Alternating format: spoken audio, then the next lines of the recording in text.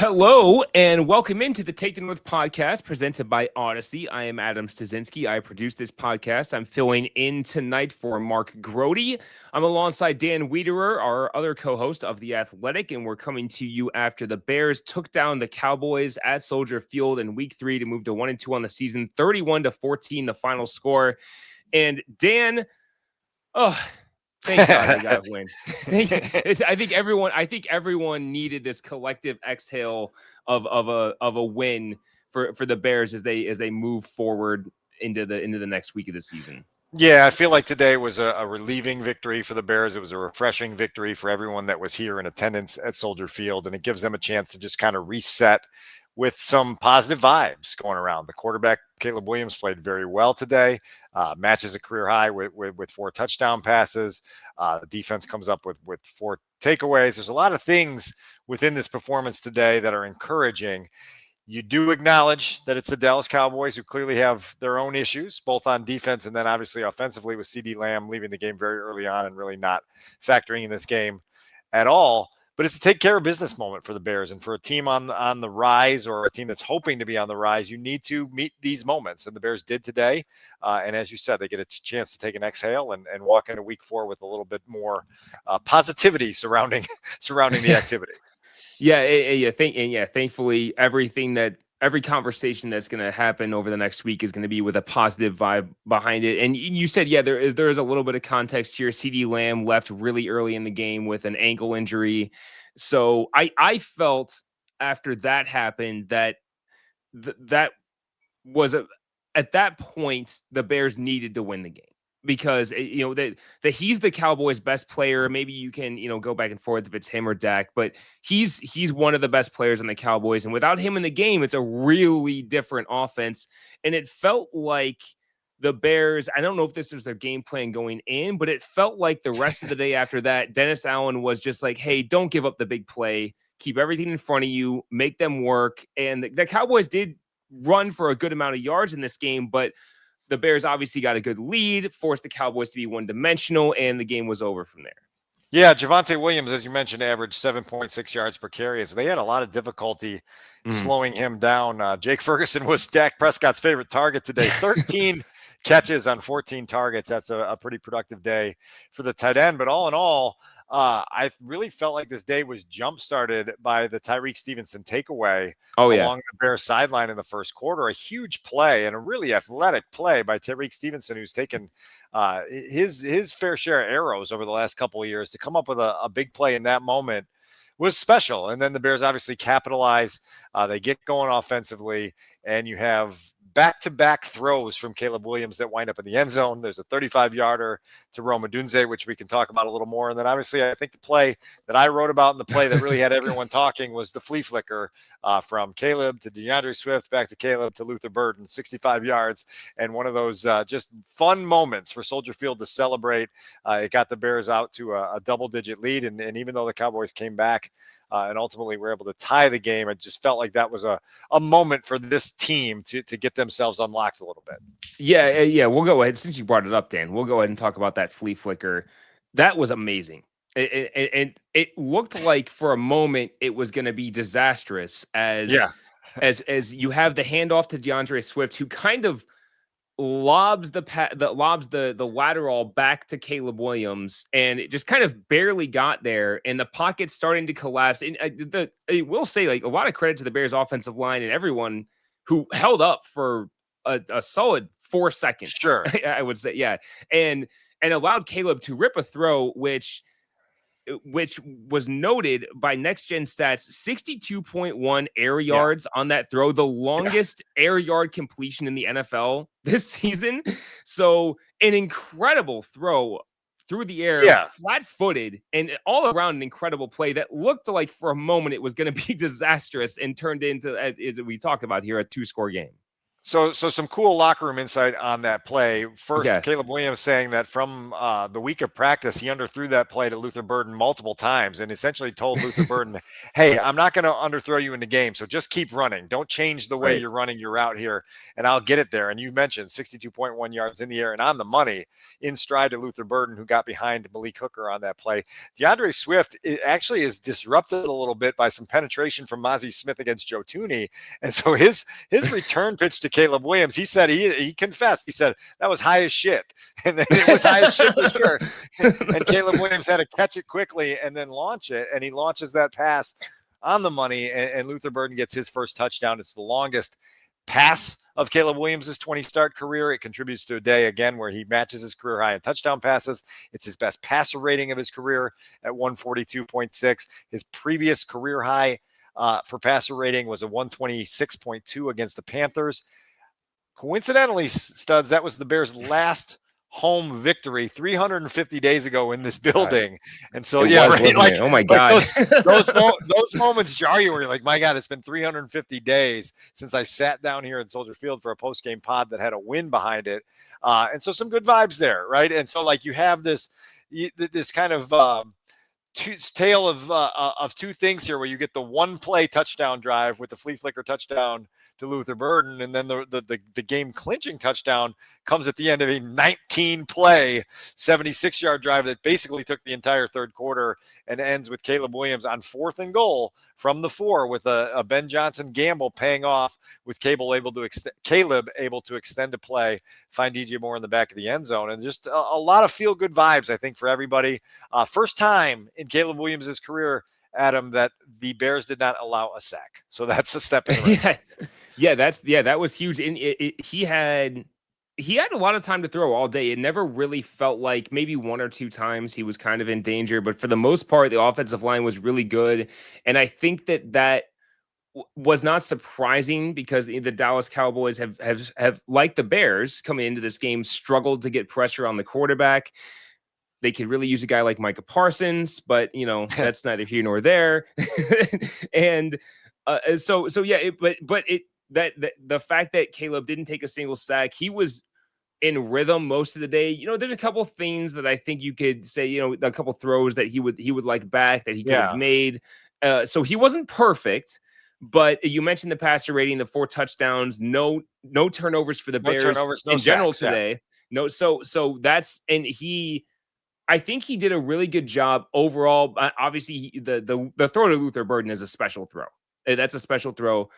But for the most part, he did a really good job of just playing point guard today. Right. It was, hey, this is a bad defense. Ben Johnson schemed up a lot of really good plays for them, and he just was kind of playing within structure of what he needed to do. And 31 points later, they get the win. 8 players caught passes, and so that is right. a point guard that's distributing, spreading it around. Luther Burden getting more involved. Rome Odunze on the first touchdown pass of the day converts his route. He wins against Trayvon Diggs. He basically swipes, on the release and gets free. And once he's free, he aborts his initial route. Caleb notices it. They connect for a 35-yard touchdown. That's great instincts by both players. The guys have clearly built chemistry here in the first month of the season that's paying off on game night. And so great stuff to see all around. You get a Cole Kmet touchdown. By the way, Studs, you heard our best bet. Yes. Let's talk about it, right? Not only did we say that Cole Kmet was going to score a touchdown in this football game, we said it was going to be in the north end zone, and we got that right too. I don't know if they give you double the money for that at FanDuel, but we'll pat ourselves on the back for that one. But yeah, 4 different receivers wound up in the end zone, 4 different pass catchers, I should say, in the end zone. And that's a big day for the quarterback, a step in the right direction. And then, as you and I both know, now it's just one performance on a pile that you have to keep adding to, right? The stacking the performances, stacking the victories, and then we can start to see which direction this thing can ultimately go. Right. And so a real quick note on the 19-play touchdown drive, your former colleague at the Chicago Tribune, Brad Biggs, noted that 19-play drive for a touchdown is the longest for the Bears since at least 2001, according to Pro Football Reference. They had a 19-play drive versus Baltimore in 2009 that was a turnover on downs. So that was, 19-play drives in general in the NFL are at any level of football. Forget the NFL. A It doesn't happen 19-play very much. turnover on downs can't be very fun, right? Yeah. 2009, 2009 was a weird year. So that doesn't shock me that was happened in 2009. So anyway, the Cole Kmet anytime touchdown hit. So that's 2 weeks in a row. We've given you a winning bet. And hopefully we get to know that's a winning streak, right? That's a winning streak. Keep it rolling. So we got to keep it rolling. So I want to talk a little bit here, Dan, about the defense. The Bears forced 4 turnovers on the day. Now, we talked about how the running game for the Cowboys was pretty efficient, and they were forced to be one-dimensional, though. So here's what happened after the Bears gave up a touchdown to the Cowboys in the second quarter. After that, in 6 consecutive drives, the Cowboys went punt, end of half, punt, interception, interception, interception. And now, again, with the context of the offense for the Bears putting up 31 points, that is how you close out a football game right there. And the defense never gave the Cowboys a chance to realistically get back in the game, especially after the Bears went up 17 points early in the fourth quarter. Well, and this is built on how efficient the Bears offense was, right? You get that score at the end of the first half. And there was a point at the start of that drive where you're like, man, they're being really conservative. They're running the ball here. Yeah. It felt like Ben Johnson was content on, just getting to halftime. And then they get that key first down where now they're inside of a minute and you've got the first down and the clock's in your favor. And they just executed that entire possession very well. And I want to go back and look at it on Monday and just get a feel for kind of the rhythm of how that went from they're just kind of playing it close to the vest to, okay, now we've got it on our terms and we're going to go ahead and score here. And they score obviously with that Caleb Williams to Cole Kmet touchdown pass. And then you get the ball back on your first possession of the third quarter, which has been a mess the first 2 weeks of the season, and you put together a 19-play touchdown drive, and all of a sudden it goes from 17-14 to 31-14, and now the entire game is on your terms. The defense can pin its ears back. They can go after Dak Prescott. It's a drop-back game. Tremaine Edmonds gets his 2 interceptions. Kevin Byard adds 1 late in the game, and you've just got a game that you would love to have more of here in Chicago, where you're playing it on your terms, and all 3 phases are contributing in a big way. Yeah, so I'm glad you brought up the context of that last drive that the Bears had before halftime where they got that touchdown. So watching at home on the broadcast, Kevin Burkhardt and Tom Brady on Fox were talking about Tom Brady, especially was saying clearly Ben Johnson wants to go into this half with the Cowboys not getting possession, and they at the very least are still up 3 points. Sure. So that was clearly what was happening. And then, like you said, they got a couple plays in their direction, and then they started pressing the issue a little bit more. And I felt like it was a really good job of game management and feel by Ben Johnson of saying, hey, look, we're going to for sure go into half up 3. We're not going to give them another chance. We're going to force them to use their timeouts. And I actually felt like the Cowboys used a timeout that they didn't really need to use at one point. Yeah. But that's a different thing. They forced the Cowboys to use all their timeouts eventually, and they flipped the script of what had been happening in the first couple weeks, where the Bears have been able to score at the end of the half and then immediately give up something to the opposing team, which negated what they had just done. Correct. And then, like you said, also, now the Bears didn't get the ball at halftime this time around, but the last 2 weeks they got the ball at halftime and did nothing with it. This time they get a 3-and-out on the defense and they go down the field 19 plays and essentially put the game away.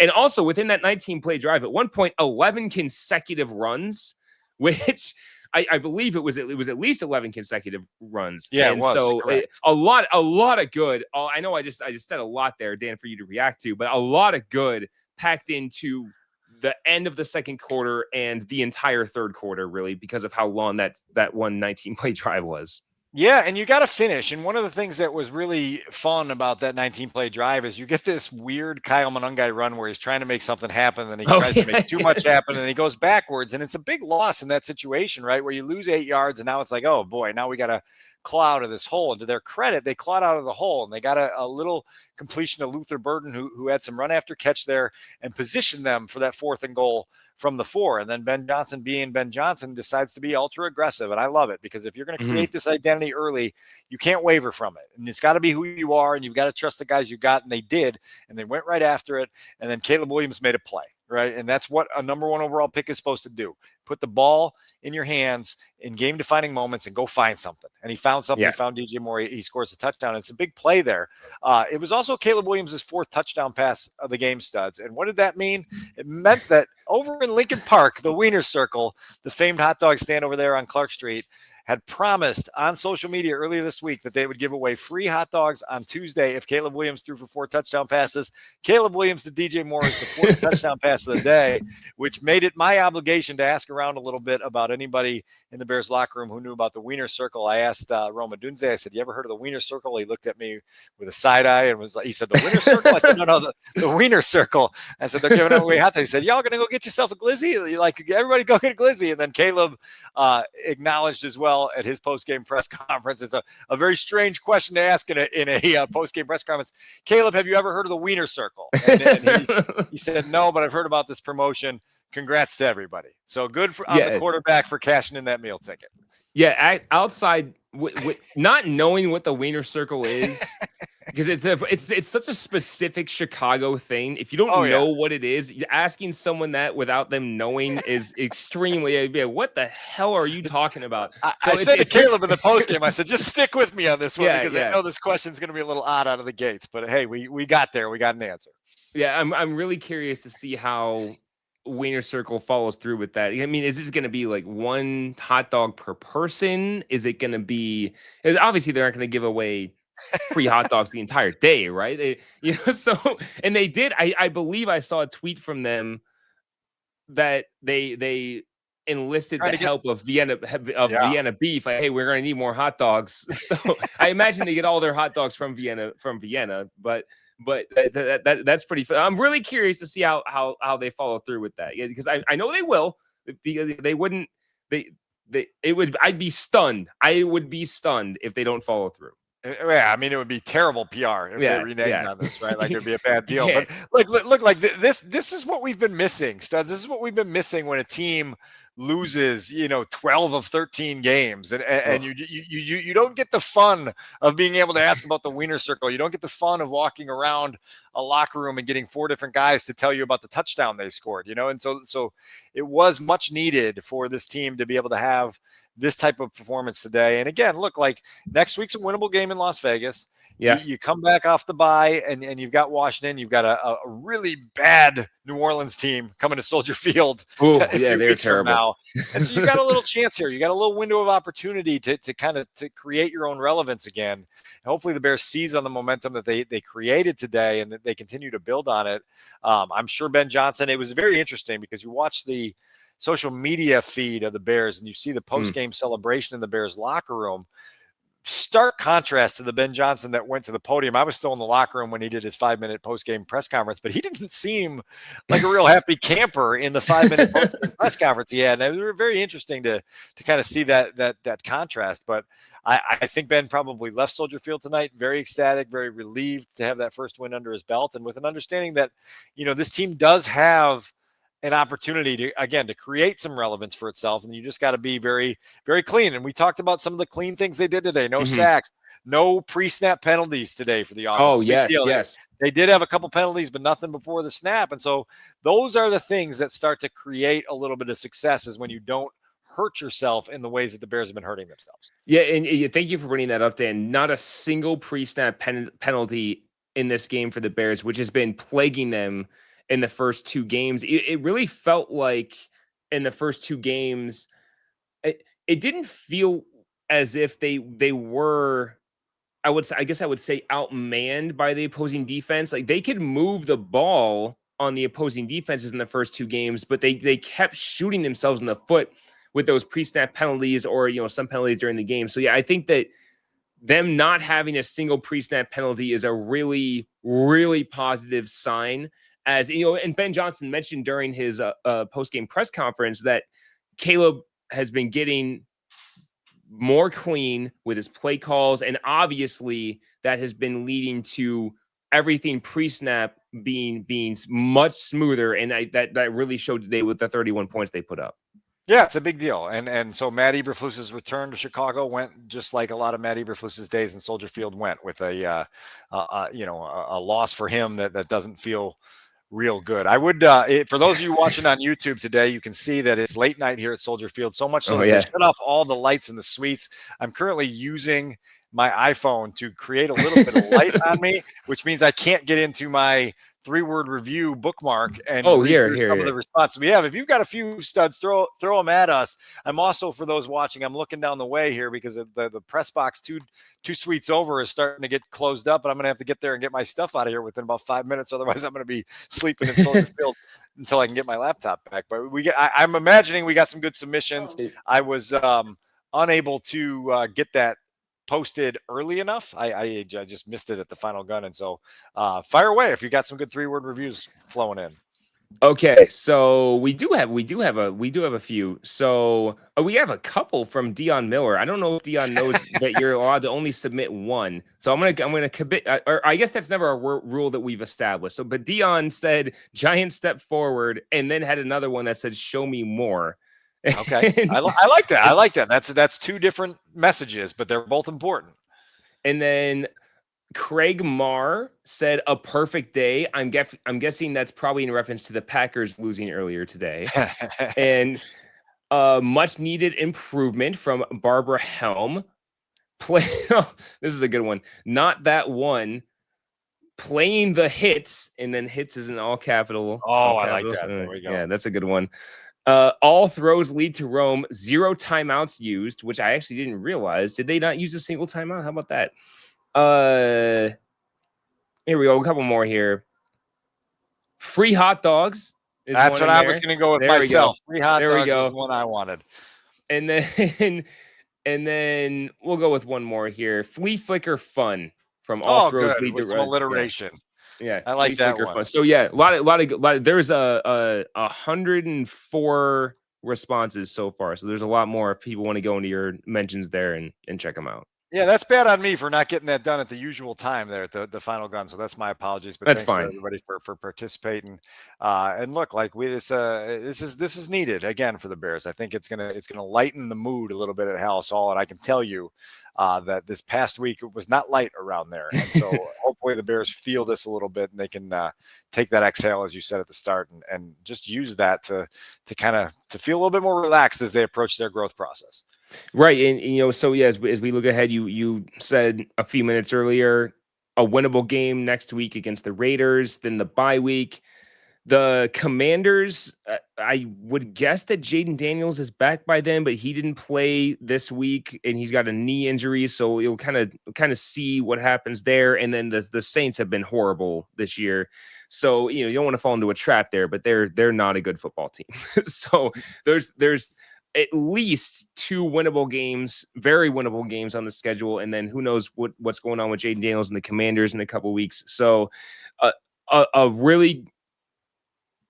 lot of opportunity, I'll say, in the next month for the Bears to make themselves really relevant before they hit a little bit more of a gauntlet. And then, even looking even more forward, they have the Bengals eventually, who are. Yeah. So there's a lot of opportunity on this schedule starting to open up. There's no question. You've got to create your own opportunity, and then you've got to seize your own opportunity. And so this will be a good stretch. And the trip to Vegas, I think, will be well attended by Bears fans. We know how they travel for high profile games like this. And so that environment promises to be really fun. And again, it's all about, big step forward, show me more, right? Like good stuff there in the 3-word reviews that will allow us to march into week 4 with some purpose for the Bears. Okay, well, Dan, unless you have anything else, I think we can wrap this one up. You won't be hearing from me at all for the next week or so. I'm off to Hawaii for my honeymoon. So Robbie Triano is going to be filling in for me, producing the podcast. Big shout out to him for giving me a lift on that one so I can fully enjoy the trip. And so I'm glad that I'm heading to Hawaii with a win in the pocket. And I hope that they keep things rolling. But any final words here, Dan? I think you would have survived Hawaii at 0-3. I had faith in you that you still would have been okay, even if they were 0-3. But I'm glad you're going off on a high note, and enjoy. It's one of my favorite places in the world. Hang loose for as long as you're there, and we'll be happy to have you back whenever you get back, suntanned and refreshed. Yes, I'll probably have a nice big tan by the time I get back. So thank you so much for everyone listening here. For Mark Grote, who is MIA tonight. We're just going to say he's MIA. I don't know what he's doing, but he's MIA. I know where he's at. Yeah. Is he right over there? Yeah, it's okay. No, he's at Fox 32 tonight. He's got bigger responsibilities than Take the North. Oh, okay. Well, that's fine. So for Dan Wiederer of The Athletic and for Mark Grote of 670 The Score, I'm Adam Studzinski. I produce this podcast, and we will catch you next time on Take the North. Great talk. See you out there.